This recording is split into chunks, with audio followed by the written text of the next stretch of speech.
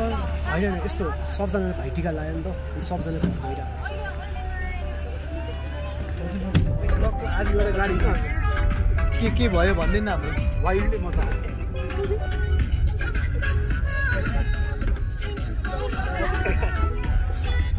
We're heading to Tatopani. It's called hot water in English. So it's gonna take like around a couple of hours. So we're gonna reach at 7 a.m. in the morning. Okay.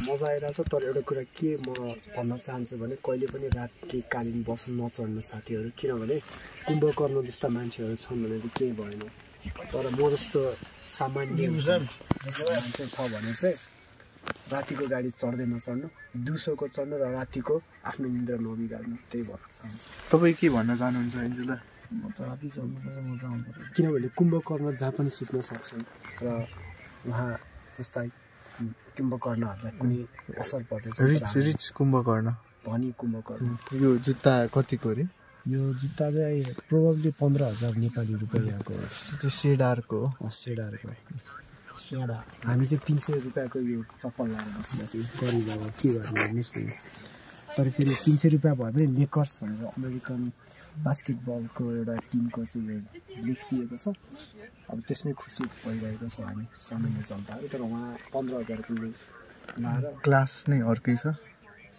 बचाउनको लागि रातिको बस public बस चढेको 15 वर्षपछि public बस चढेको भनेर उहाँ flix दिँदै हुनुहुन्थ्यो अघि हामीले 13 अरे 15 भनौँ न होइन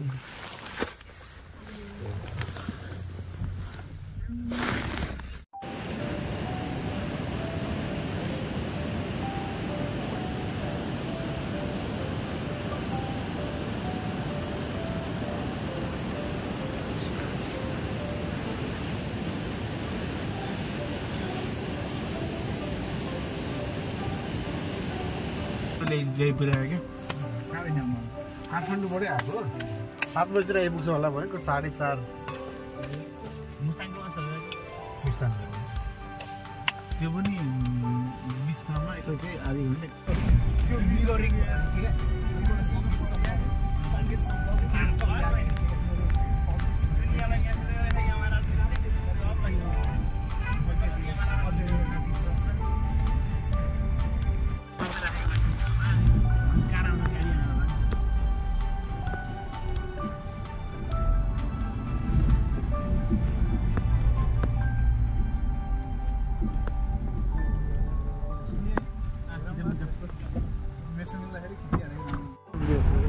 भिडियोको लागि हो नि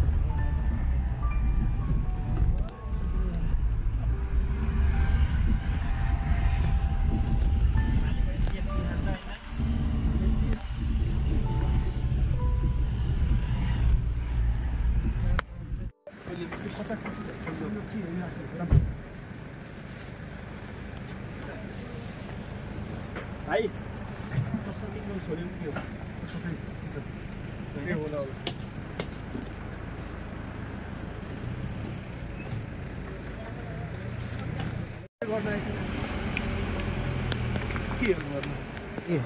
हुमखोला आइपुगेको छौँ यो गाइस एकदम त्यस्तो जाडो चाहिँ छैन साथीहरूले धेरै लुगा लाउनु भएको छ मैले चाहिँ खासै लाग्यो किनभने म हिँड्दै गएपछि मलाई गर्मी हुन्छ उहाँ चाहिँ हाम्रो आउनु भएको रिच गाई रिच किड मारवाडी समुदायको हुन्छ अब हामी चाहिँ यहाँ कहाँबाट हामी तातोपानीदेखि हिँड्यो होइन तातोपानीदेखि हुमखोलासम्म 2 घन्टा लाग्यो होला ट्याक्क 2 घन्टामा आइपुग्यो हामीसँग उहाँ हुनुहुन्छ उहाँ हुनुहुन्छ अब चाहिँ अलिकति टाइम लाग्छ झोला चाहिँ हाम्रो दाइ पोर्टर जस्तो देखिनुहुन्छ तर यो आफ्नै सामान हो रिच किड भएको हुनाले गर्दा तर चना पाउँदैन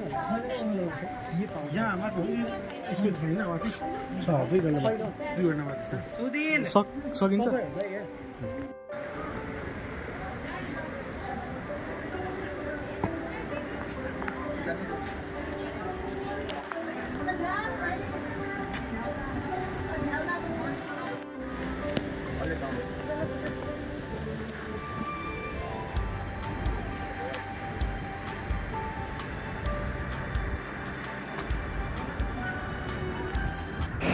हामी चाहिँ अहिले हुमखोलादेखि कति मिनट 25 मिनट हिँड्यौँ होला।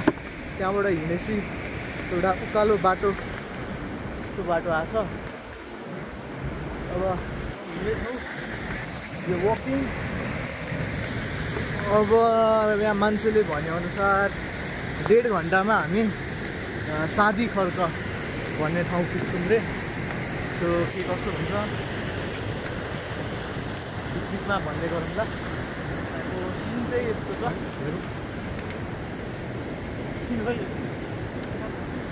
अब आधी 1 घन्टामा सायद फुतफुते भन्ने झरना एउटा यहाँको मेन एट्र्याक्सन त्यो आउनेवाला छ। जहाँसम्म लाग्छ हाम्रो अर्को दाइ चाहिँ उहाँ पर हुनुहुन्छ।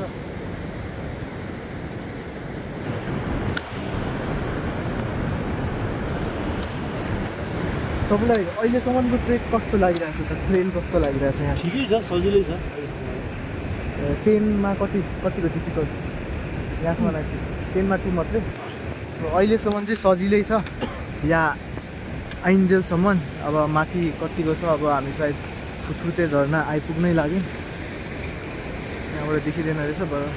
ठिक छ, अब 15-20 मिनट्समा हामी झरना पुग्छौँ अनि हेर्दै जाउँला कहाँ पुग्छौँ।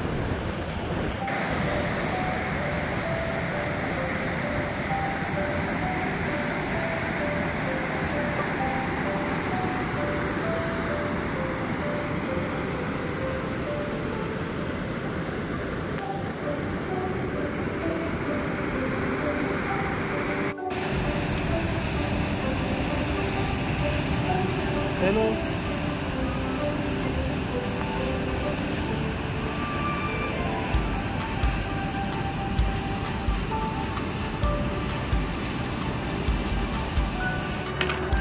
हामी चाहिँ अहिले गुराँसे डाँडामा आइपुग्यौँ। यहाँ चाहिँ अब ओह्रालो लागेपछि फुतफुते झरना आउँछ अरे।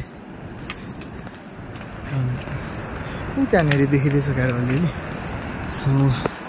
यो चाहिँ एकदमै ओह्रालो देख्न सक्नुहुन्छ।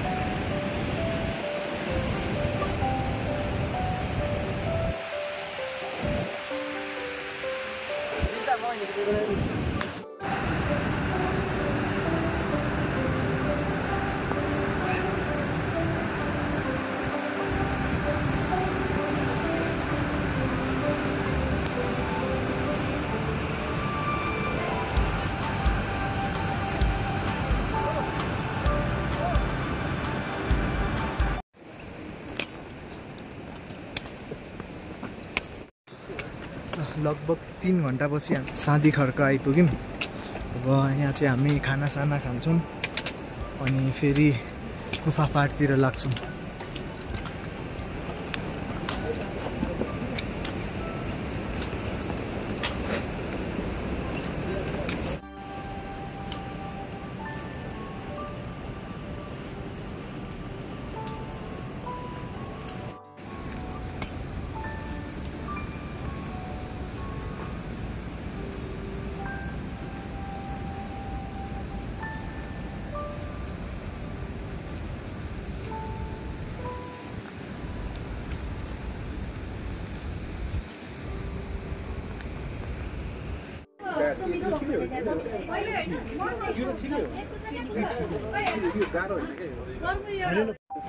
होइन बाटोको त छोडेको छ मैले के भन्छ जस्तो एलिजोले रिलेटेड जस्तो भन्दैछ गाह्रो तर म त कोरी गएँ होइन त्यहाँ मान्छेले मासु पर्ने मेरो त्यो जुधे एनिमल ल्याएर काट्छ। अब चना के गरेको यहाँ आएर चना खान्छ।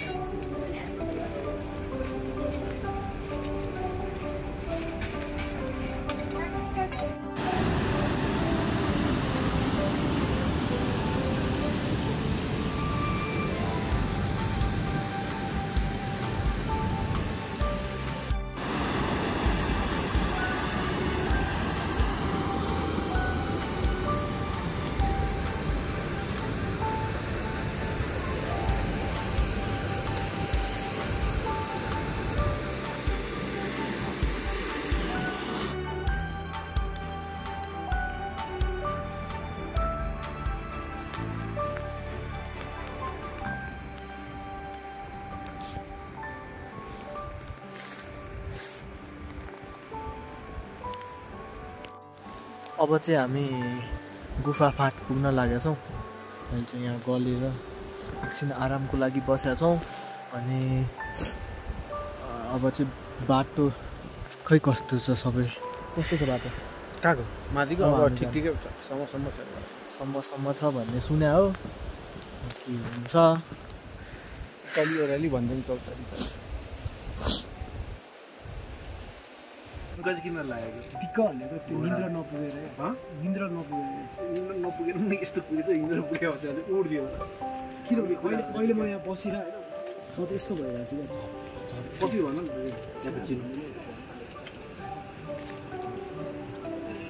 अनि एउटा कमेडी के भयो भने एउटा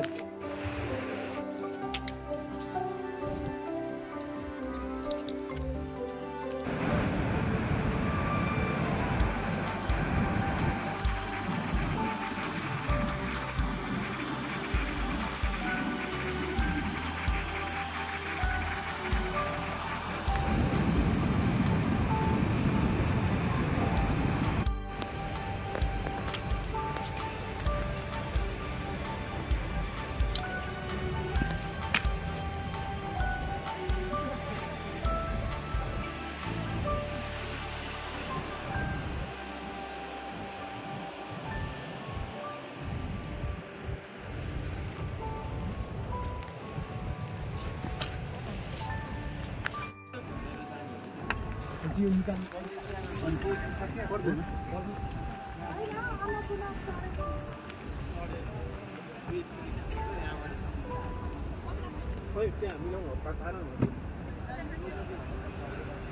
यति नै हो, ठिकै छ।